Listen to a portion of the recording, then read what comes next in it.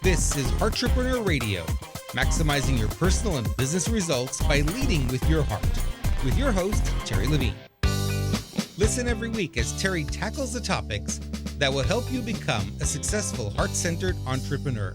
Be sure to read the blog posts at www.heartrepreneur.com/blog. Come back often and add this show to your favorite RSS feed or subscribe in iTunes.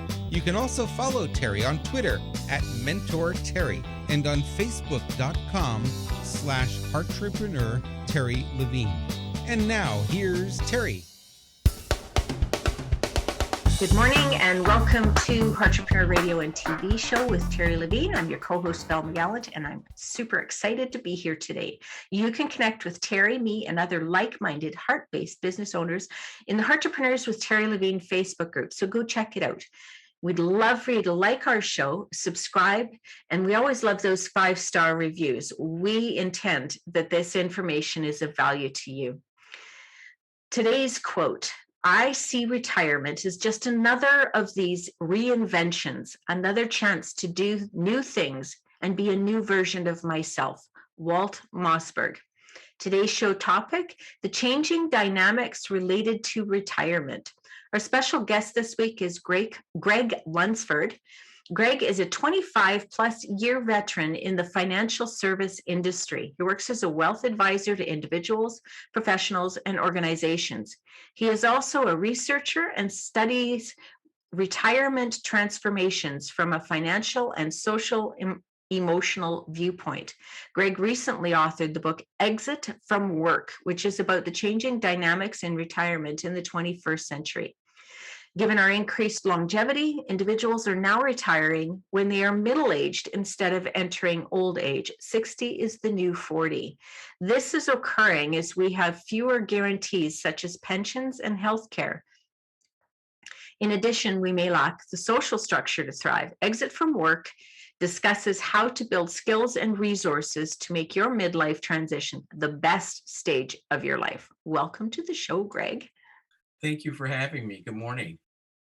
I am super excited about this topic. There's a lot of it that I connect with in that, well, I'm kind of in that middle age group, not quite 60, but I'm at that stage where I'm thinking a lot about retirement. And I remember hearing a number of years ago it being called refirement, and I really liked that term, because it kind of feels to me like what I want it to be is I want to feel young enough that I can enjoy that part of my life.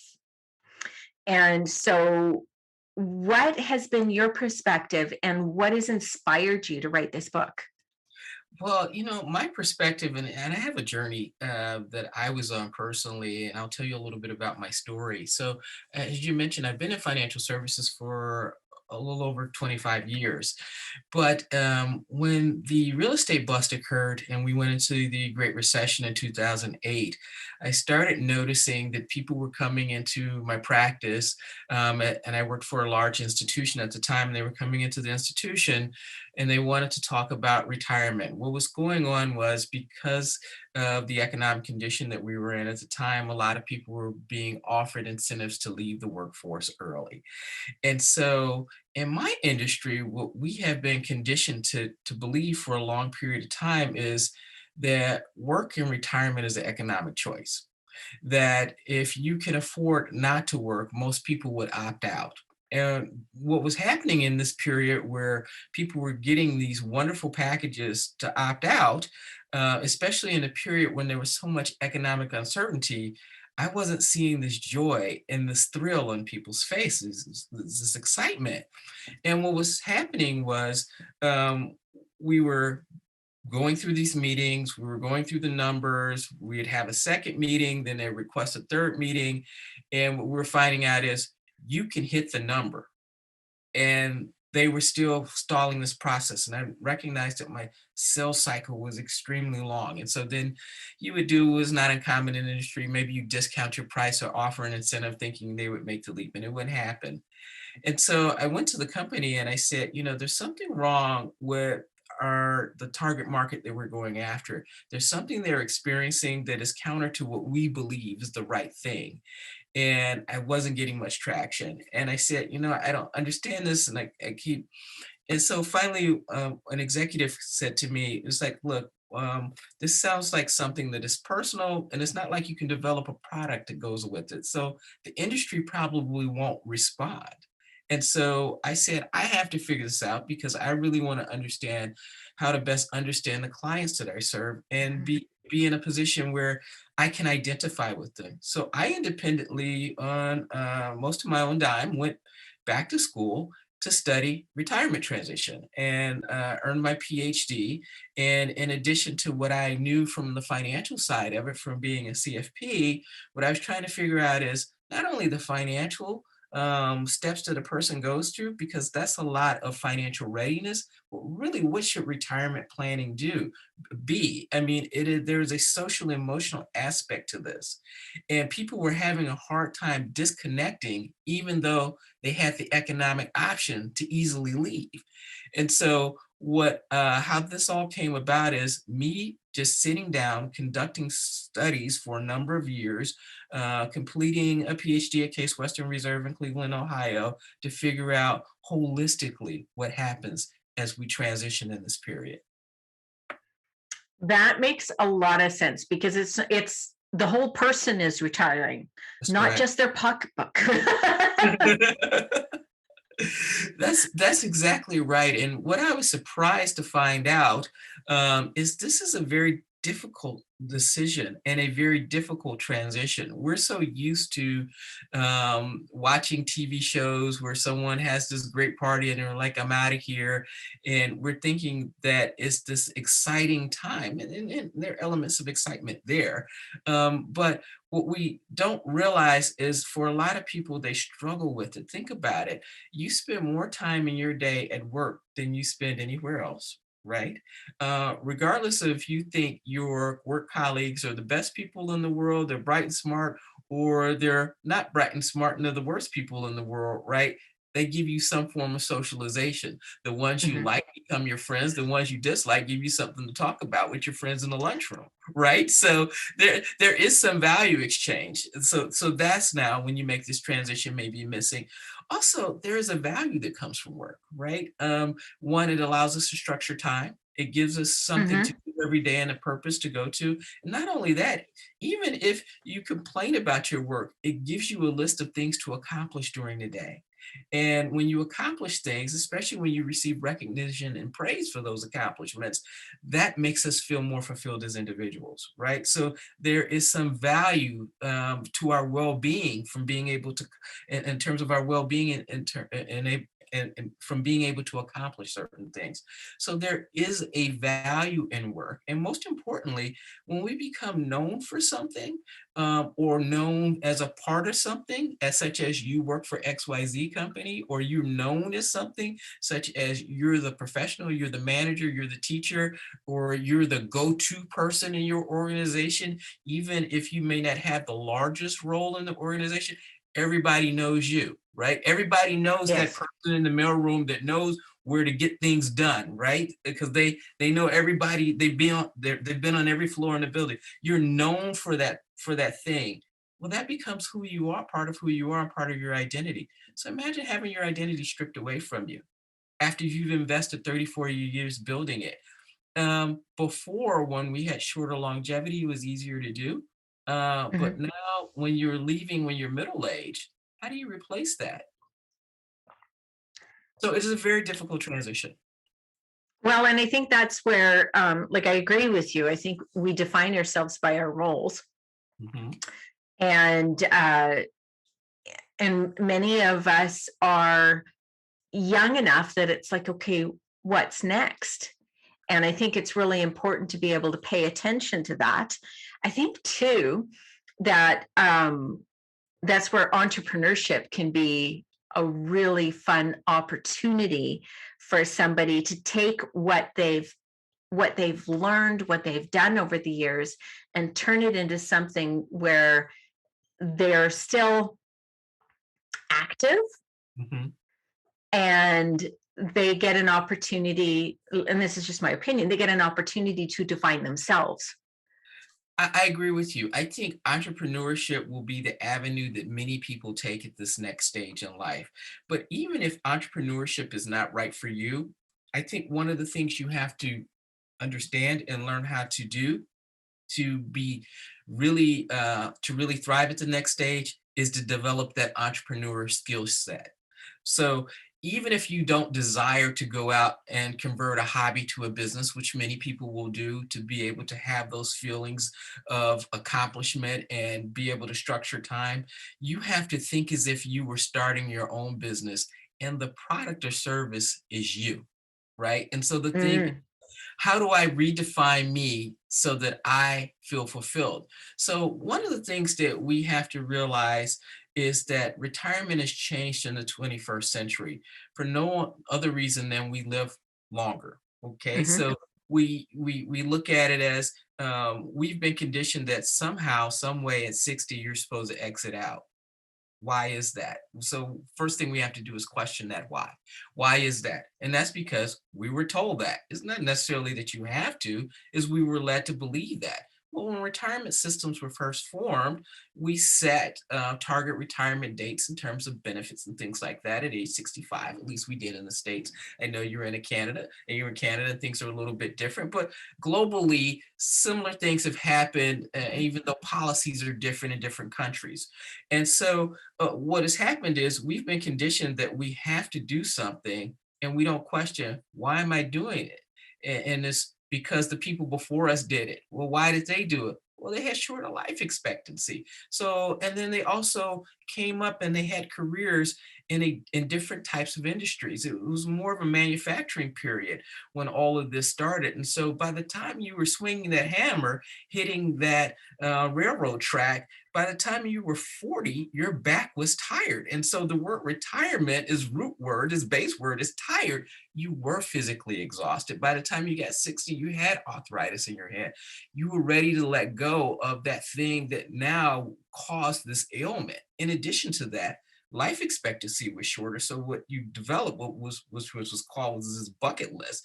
So yay, you made it to 65. Someone offered you a check to take care of yourself for the rest of your life, for as long as you can live. You looked at your people, you looked at your ancestors ahead of you. You said they probably checked out around 72 or 70. You had 5 years to get all you wanted to get in before it was over. So you wrote a bucket list and it became about this life of leisure.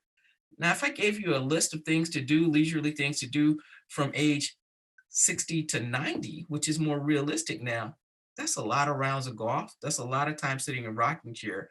That's a lot of time getting bored after a period of time and you're not thriving. So we have to reset Mhm. the model here. We have to ask ourselves why we're doing it that way. Why are we setting that target? And is that right for us individually?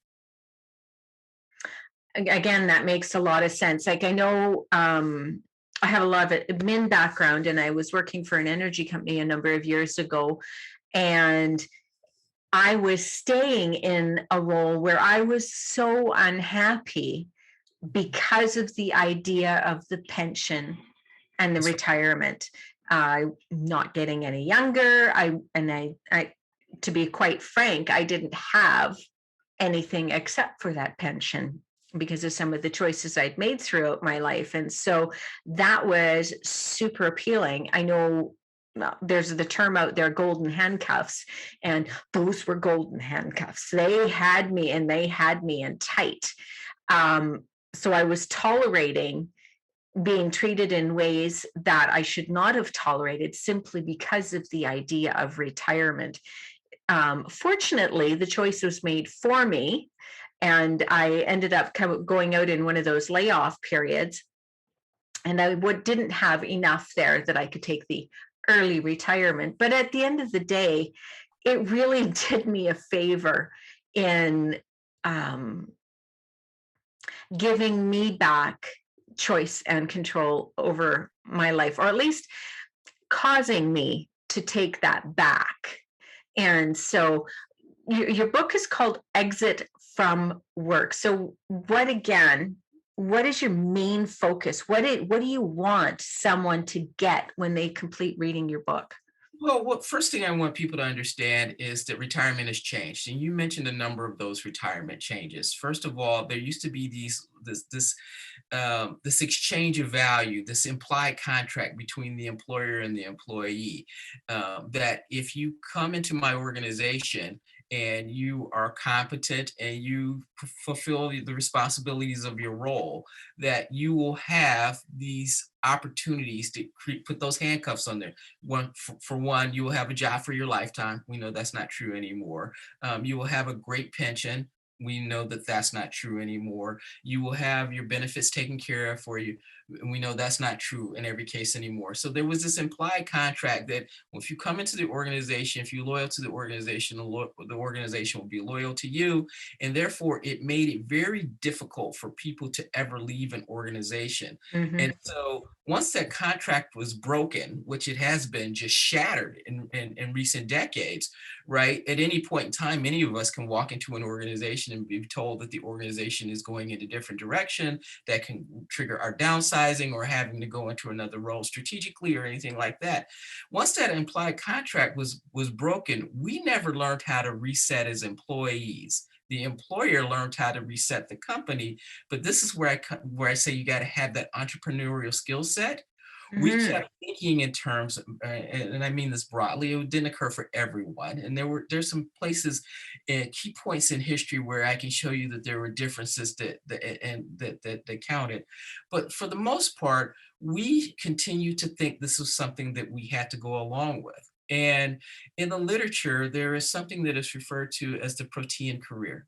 And people who have this protean orientation, they look a lot like the label we throw on the millennials, where we call them, they're not as committed, they're not as loyal. That's not true. What it is they have this entrepreneurial mindset where they recognize before the company laid out the roadmap for you and they told you the steps to follow and you followed them all, you got a pension at the end of 30 years. Now that's not there. And so you have to create the steps yourself. And that's where I mentioned having the entrepreneur's mentality. So it's not that you won't stay in a company Hmm. for 30 years, but you sort of have to have what I call the professional athlete's mentality. So you may have a professional athlete that spends their whole career on the same team. But what happens in sports is there is this renegotiation of short-term contracts every 3 to 4 years. Now, that doesn't mean that you won't play your whole 15-year career with the same team, but you got to remember every 3 to 4 years you're renegotiating this contract. You're saying, is this right for me? As well as the team is saying, are you right for us? We don't do that as employees, right? So what happens is we go through this period expecting this 30-year loyalty, and the company is doing these 3 to 4 year contracts with us. Through every 3 to 4 years, there may be a layoff. Every 3 to 4 years, there may be an acquisition. Every 3 to 4 years, there may be a spinoff, right? And so we have to start thinking, well, I desire to have X happen in my career. Every 3 4 years, I need to have certain level of training. Every 3 to 4 years, I need to have a different assignment. Every 3 to 4 years, maybe I need to live in a different city. And if my company can provide that for me and we're in agreement, that's great. I will stay. But millennials say if they can't, no hard feelings, I'll go work for a competitor. I'll go start my own thing because at the end of my 30 years, I want to have accomplished these things.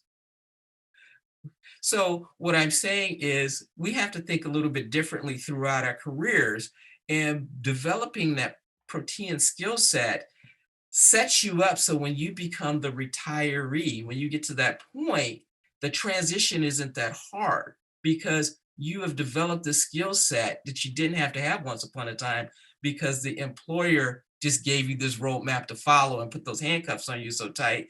At some point in time, you stopped thinking about yourself. You started letting things happen to you versus you being in control and being proactive and driving them.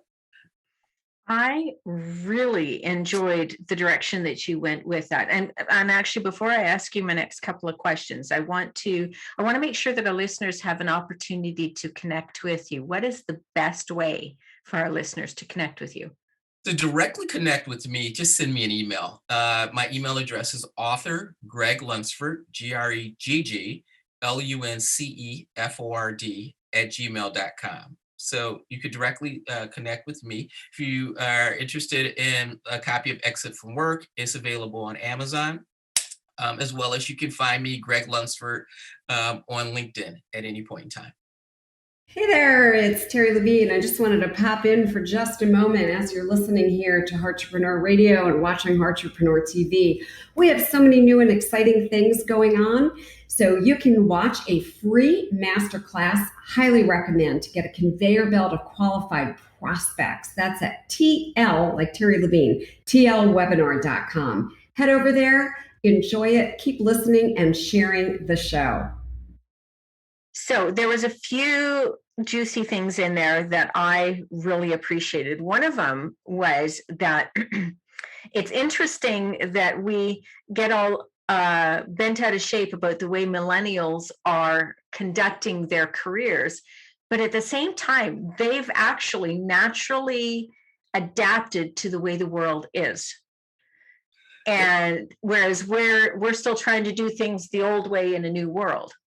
I say we being me, I'm 55. So that's what I was doing when I was staying in that role where I was unhappy, was I was using an old way of thinking in a new world. Absolutely. And I'm not that far behind you. So what I think we have to understand is they watched us. So they have a viewpoint of what our careers were like. And we can't see through their same lens. So that's where the disconnect is. So basically, we are hoping, because we saw our grandparents have this great situation where entitlement systems were there for them, where the handcuffs were there. We're hoping all of this comes back. They're looking at it from a different lens. They've seen their parents be laid off. They've seen their grandparents be laid off. They've seen the anguish that they've gone through as they just could not believe how disloyal and how much the system changed. And so the millennials looking at it as it's never coming back. And we're looking at it from the lens of it would be nice if this comes back. And we're saying, and so we're frozen in a lot of cases. You'd be surprised, but a lot of people have a hard time making the retirement transition choice. And I'll tell you why in a minute. The millennial is looking at it as, I am never going to put myself in that position. And so they start off with this protean mindset, this entrepreneurial drive. Even though they're not entrepreneurs, they view themselves, their person, as they're a business, and they take a different approach. So That I think is super valuable. I think that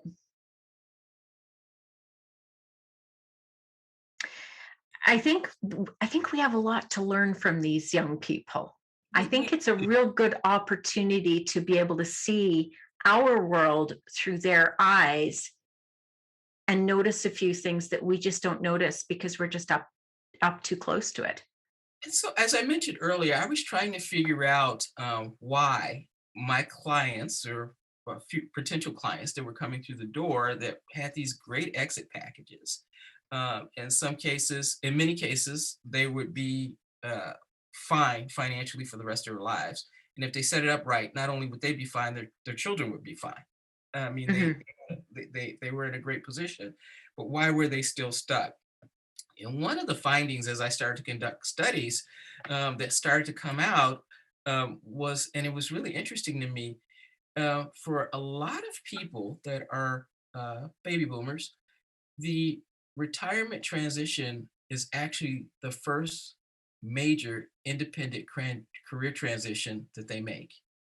Mm. And you go, how can someone who is so accomplished, it may be a chief of staff somewhere, or a managing partner of a law firm, or superintendent of schools, or even if they, or maybe the shop foreman for their manufacturing company, how could that be? I mean, they've progressed, they've been successful, they've been in leadership. How could this strong leader, professional, accomplished career person have this hard time transitioning? And so what I was able to trace back is, think about it. When boomers came into the workforce, especially those who came in the workforce prior to the early 1980s. In the 1980s, we had a global recession. So things Mhm. started to change a little bit. So those post that period have a little bit less of this to deal with. But think about it, the global economy was expanding. And so what was happening was, you went to work for a company, there was this implied contract, the company was growing, and someone pulled you to the side and said, you know what, we're opening an office in Philadelphia and I think this might be good for you. And you said, okay, because your mentor advised you that way. And then when the next opportunity came, someone tapped you on the shoulder and said, you know what, I think this might. And so you have this guidance through a career. Now we're in this period where economies contract. And so now there are 10 people when that role comes up in Philadelphia. So it is an all out dogfight. And so what was happening is, you got these people that entered these careers where there was a mentor to guide them, and there's no mentor to tell them how to go through the most impactful career transition that they will ever have in their career. And I say the most impactful because one is irreversible. If you Mhm. retire from a senior role, or you have seniority somewhere and you decide 6 months this isn't right for me, you can't come back to that senior role, if you can come back at all, right? And so it's irreversible. You don't have anyone to guide you, right? Yep. And your identity is very strongly tied to it.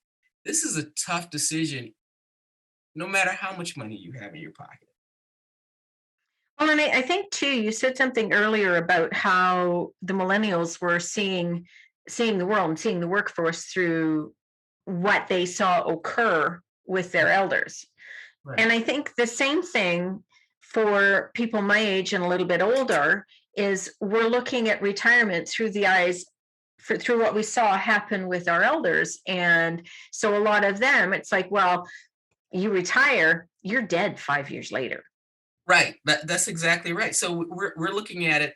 That's exactly right. Each generation is looking forward, right? And they're looking forward, and then they're starting to reflect back, and they think that's what their reality is going to be.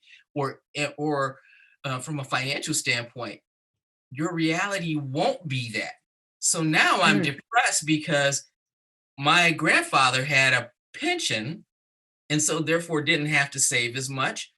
I assumed that mine would be there, and my pension plan got cut.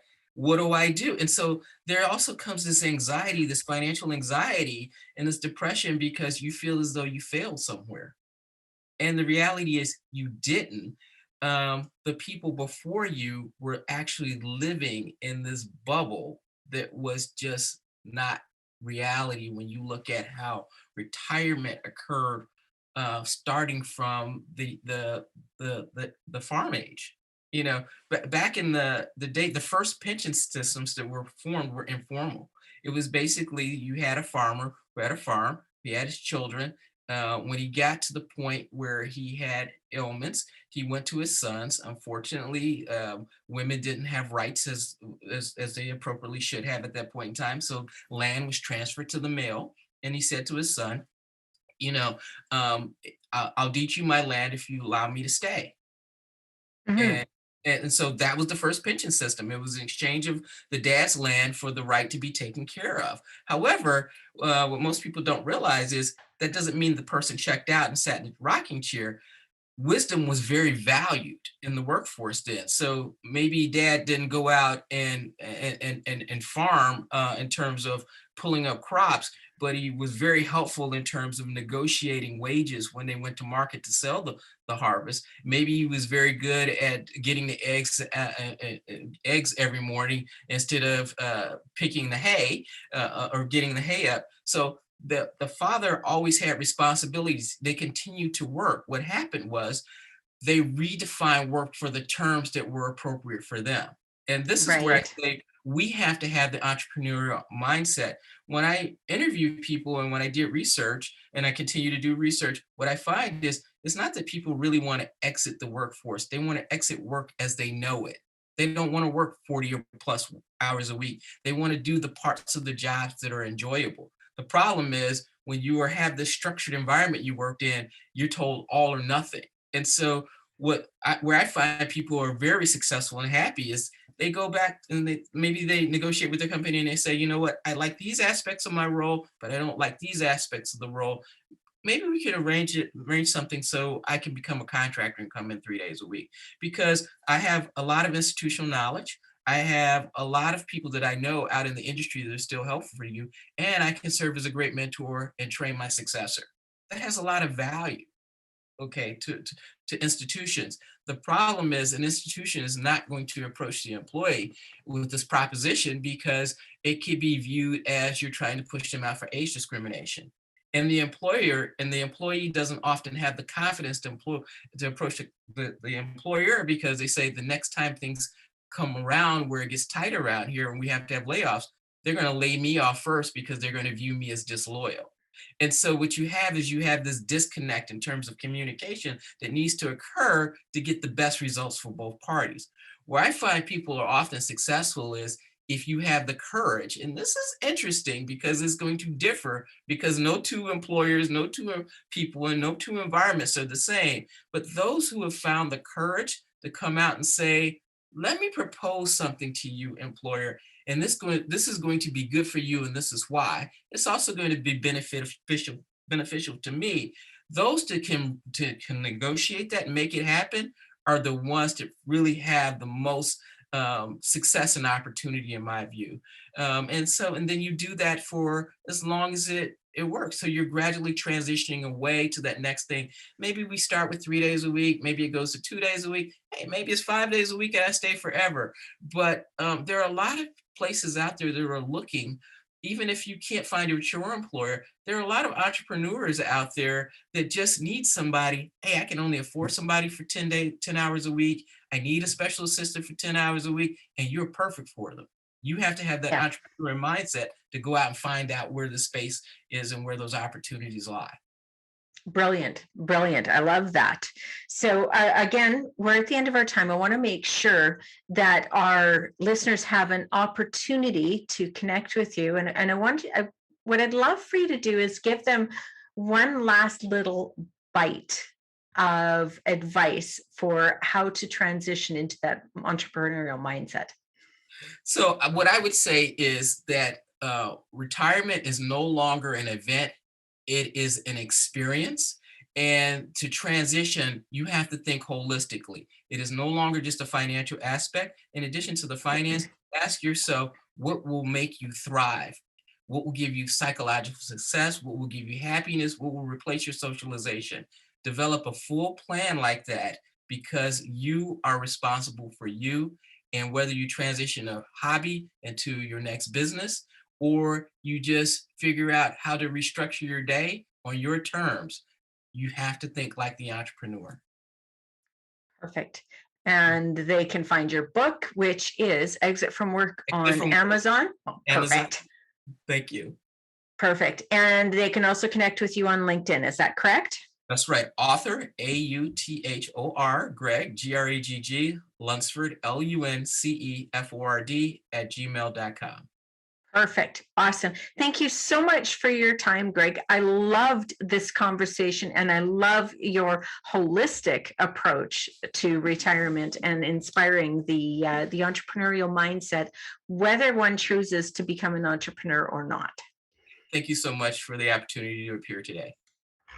And thank you, listeners, for coming and joining us today. I hope you found value in what we shared here today. I want to remind you to head over to Facebook and look for Heart-repreneurs with Terri Levine, where you have the opportunity to connect with more heart-based business owners like Terri and myself. And remember to subscribe, like this show, and we always love those 5-star reviews. I look forward to seeing you next week. You've been listening to Heart-repreneur Radio, maximizing your personal and business results by leading with your heart, with your host, Terri Levine.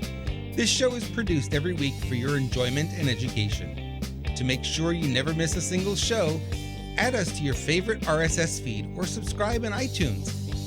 You can also read Terri's latest blog posts at www.heartrepreneur.com/blog, or follow Terri on Twitter @MentorTerri, and on Facebook.com/heartrepreneur Terri Levine. Your questions and comments are always welcome and appreciated. Send them to Terri on either Facebook or Twitter. Thank you for listening.